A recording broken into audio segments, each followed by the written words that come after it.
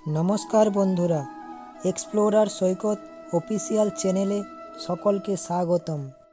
শ্রীমদ্ ভগবদ গীতা এমন একটি ধর্মীয় গ্রন্থ যা মানুষকে সঠিক জীবনযাপনের পথ দেখায়। জীবনে ধর্ম, কর্ম ও প্রেমের পাঠ দেয় গীতা। গীতার জ্ঞান প্রতিটি মানুষের জীবনে এগিয়ে যাওয়ার জন্য জরুরি। গীতা একটি সম্পূর্ণ জীবন দর্শন। যে ব্যক্তি গীতার জ্ঞান অর্জন করেন তার জীবনে কোনো বাধা আসে না। তিনি যে কোনো পরিস্থিতিতে স্বাভাবিক থাকেন। প্রতিকূলতা তাকে সমস্যায় ফেলতে পারে না। গীতায় শ্রীকৃষ্ণ বলেছেন, আমাদের জীবনে যখন সুখ শান্তি থাকে তখন আমরা দুঃখের কথা ভুলে যাই, কিন্তু যখন দুঃখ অশান্তি আসে তখন আমরা নিরাশ হয়ে যাই। কিন্তু সেই দুঃখের সময় মনকে নিরাশ না করে শান্ত হয়ে সেই সমস্যা দূর করার পথ খুঁজে বের করা। নিরাশ না হয়ে আমাদের জীবনের সমস্যার কারণ খুঁজে বের করা দরকার। মনে রাখতে হবে যে মানুষের কাছে কোনো কিছুই অসম্ভব নয়। আমরা যদি চাই, সমস্ত সমস্যা আমরা নিজেরাই খুঁজে বের করতে পারি। তার জন্য মনকে শান্ত রাখা প্রয়োজন। মন শান্ত থাকলে সমস্ত রাস্তা আমরা নিজেরাই খুঁজে বের করতে পারি। শ্রীকৃষ্ণ বলেছেন, আমরা সবাই নানা কারণে সমস্যার মধ্যে পড়ি। সকলে যে কোনো কারণে সমস্যায় পড়লে ভাগ্যকেই দোষ দেন, বলেন কপালে নেই তাই কিছু পেলাম না। মনে হয় দুঃখ, কষ্ট, হতাশা আমাদের জীবনের সঙ্গেই যুক্ত এবং সকলে হতাশার মধ্যেই চলে যান। কিন্তু শ্রীকৃষ্ণ বলেছেন, কারো ভাগ্য আগাম লেখা থাকে না। ব্যক্তি তার চিন্তা ভাবনা, আচরণ ও কর্ম দ্বারাই এগিয়ে যেতে পারেন। সব সময় আত্মবিশ্বাসী থাকা দরকার আর সঠিক সময়ের অপেক্ষা করা দরকার, কারণ সময়ের চেয়ে বলবান আর কেউ নেই। ভেঙে পড়লে চলবে না, আবেগ নিয়ন্ত্রণ করে কর্ম করে চলতে হবে। শ্রীকৃষ্ণ বলেছেন যে একজন ব্যক্তির বর্তমানকে দেখে তার ভবিষ্যৎ নিয়ে ঠাট্টা করা উচিত নয়। গীতায় শ্রীকৃষ্ণ বলেছেন, যে ভক্ত নিজেকে সমর্পণ করেন তিনি তাকে কখনো বিফল হতে দেন না। খালি ভগবানের উপরে বিশ্বাস রাখতে হবে আর অহংকারকে পরিহার করতে হবে। গীতায় বলা হয়েছে, এ দেহ তোমার নয়, তুমিও এ দেহের নও। এ দেহ আগুন, জল, বায়ু, পৃথিবী এবং আকাশ দিয়ে তৈরি। শেষ পর্যন্ত এই পঞ্চভূতে মিশে যেতে হবে, কিন্তু আত্মা অমর। অর্জুন বলে, তাহলে আমি কে? ঈশ্বর বলেন, হে মানুষ, তুমি নিজেকে ঈশ্বরের কাছে সমর্পণ করো। এটাই শ্রেষ্ঠ জ্ঞান। যিনি তা করতে পারেন তিনি চিরকাল ভয়, উদ্বেগ ও দুঃখ থেকে মুক্ত হন। কর্মের ফল কেউ কেড়ে নিতে পারবে না। সঠিক কর্ম হলে উন্নতি নিশ্চিত। যা আপনার প্রাপ্য তাই পাবেন। গীতায় শ্রীকৃষ্ণ বলেছেন, ফলের কথা না ভেবে কর্ম করে যাও। বর্তমান জীবনেও গীতার এই উপদেশ সমানভাবে গুরুত্বপূর্ণ। গীতার এই উপদেশের কথা মাথায় রেখে আমাদের জীবনে পথ চলা উচিত। অতীত, বর্তমান, ভবিষ্যৎ এই তিন কাল নিয়ে বিশেষ ভাবনা চিন্তা করার প্রয়োজন নেই। অতীতের কথা ভেবে কষ্ট পেয়ে লাভ নেই, আবার ভবিষ্যতের কথা ভেবে চিন্তা করেও লাভ নেই। বর্তমানে যা ঘটছে তা যেন ভালোর জন্যই হয়, তার প্রচেষ্টা চালিয়ে যাওয়া দরকার। সময় খারাপ এলে ভেঙে পড়বেন না। যা ঘটছে তা ভালোর জন্যই ঘটছে, তা মনে রাখা দরকার। মনে রাখবেন, খারাপ সময়ের কালো মেঘ কেটে আসার আলো একদিন ঠিক দেখা যাবেই, তাই হতাশ হবেন না। শ্রীকৃষ্ণ বলেছেন, যে ব্যক্তির নিজের কর্মের প্রতি স্থির বিশ্বাস রয়েছে এবং যে ব্যক্তি নিজের কাজ নিয়ে সব সময় আত্মবিশ্বাসী থাকে তাকে জীবনে সাফল্য পেতে কেউ আটকাতে পারবে না। যে ব্যক্তি কাজ করার আগেই তার ফলাফল নিয়ে চিন্তিত হয়ে পড়েন তিনি জীবনে ব্যর্থতা ছাড়া আর কিছুই পান না। শ্রীকৃষ্ণ গীতায় বলেছেন, যে পরিস্থিতি যতই খারাপ হোক না কেন, মনে রাখবেন তা কখনোই বরাবর এক থাকবে না। তাই খারাপ সময়েও আমাদের সাহস হারালে চলবে না। তিনি আরও বলেছেন যে ঈশ্বর কখনোই আমাদের উপর অবিচার হতে দেন না। তিনি তাকে সেটাই দেন যে যেটার যোগ্য।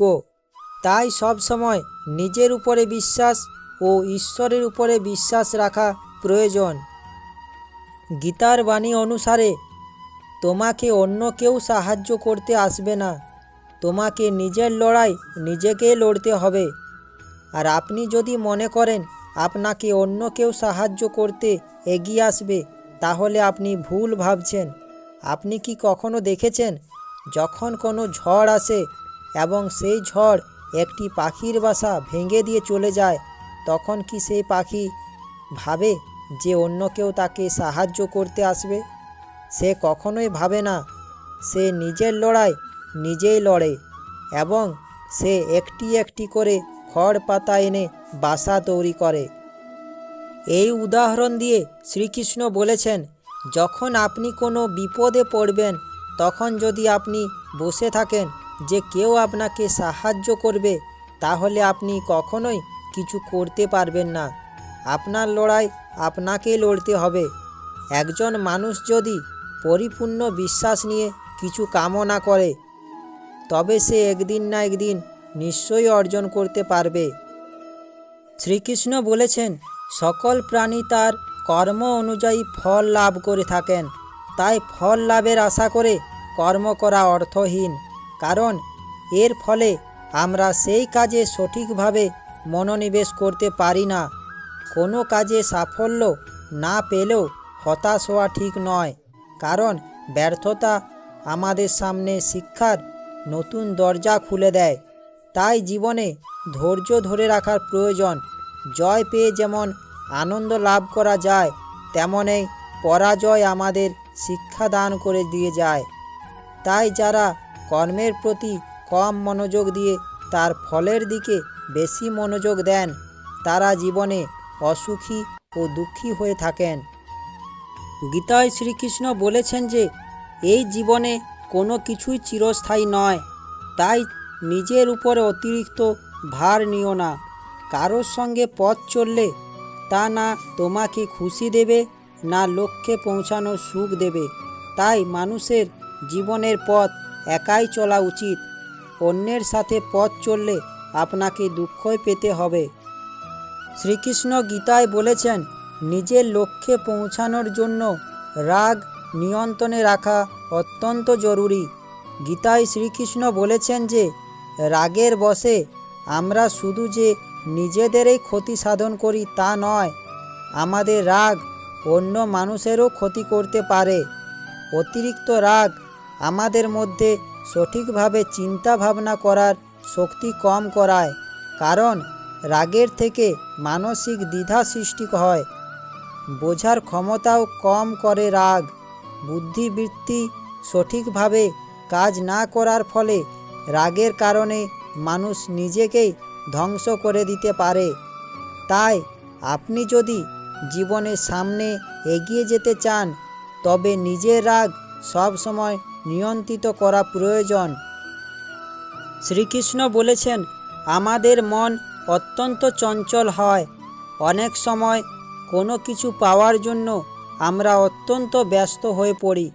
গীতায় শ্রীকৃষ্ণ বলেছেন যে আমরা যদি নিজেদের জীবনকে সাফল্যের দিকে এগিয়ে নিয়ে যেতে চাই, তাহলে আমাদের নিজেদের মনের উপর নিয়ন্ত্রণ রাখা জরুরি। কোনো জিনিসের উপর অতিরিক্ত আসক্তি আমাদের ব্যর্থতার একটা বড় কারণে কাঙ্ক্ষিত বস্তু পাওয়া না গেলেই আমরা রেগে যাই, আর এই রাগ আমাদের লক্ষ্যবস্তু থেকে আরও দূরে সরিয়ে দেয়। তাই সাফল্য পেতে হলে মনের উপর নিয়ন্ত্রণ রাখা অত্যন্ত জরুরি। শ্রীকৃষ্ণ বলেছেন, সুখের কামনা যে করে তার সুখ লাভ হয় না, যে সুখ চিনতে পারে তারই সুখ লাভ হয়। তুমি যদি এটা জেনে যাও যে তোমার জন্য সুখ কী, তবে তুমি সুখ অবশ্যই পাবে। যে কেবল নিজের পীড়াকে আপন করে জীবন কাটায় সে শক্তিহীন হয়ে পড়ে, কিন্তু যে ব্যক্তি সমগ্র সমাজের পীড়াকে আপন হৃদয়ে ধারণ করে ও জীবন কাটায় সে শক্তিশালী হয়ে ওঠে। সুখ তো উপলব্ধি করার বস্তু, প্রাপ্ত করার বস্তু নয়। যে ব্যক্তি বস্তুকে সুখ বলে মনে করে সে বাস্তবে তার সুখ প্রাপ্ত হয় না। যে সম্পত্তিকে সুখ বলে গণ্য করে সে অবশ্যই নিজের জন্য বিনাশকে আমন্ত্রণ জানায়। গীতায় শ্রীকৃষ্ণ বলেছেন, বিরোধিতা শক্তির প্রমাণ হয় না, শক্তিমান সেই যে সহনশীল, সহ্য করতে পারে। যখন হৃদয় থেকে ক্রোধ আর বিরোধিতা দূর হয়ে যায় তখন সহন শক্তি ধর্মের শক্তিতে পরিণত হয়। ক্রোধ থেকে প্রতিশোধ জন্ম হয় আর ধর্ম থেকে ন্যায় জন্মায়। তোমার জীবনেও যদি এমন সময় আসে যখন তোমার উপর কোনো অন্যায় হয়, তবে ন্যায় করার পূর্বে নিজের ক্রোধের উপর নিয়ন্ত্রণ অবশ্যই রেখো। আশা করি শ্রীকৃষ্ণের উপদেশগুলি শুনে আপনাদের ভালো লাগবে। শ্রীকৃষ্ণের উপদেশগুলি দেখে আপনাদের ভালো লাগলে আমার চ্যানেলটা সাবস্ক্রাইব ও লাইক করার অনুরোধ রইল। শ্রীকৃষ্ণের বাণীটি সকলের কাছে পৌঁছেও দেওয়ার অনুরোধ রইল। ধন্যবাদ।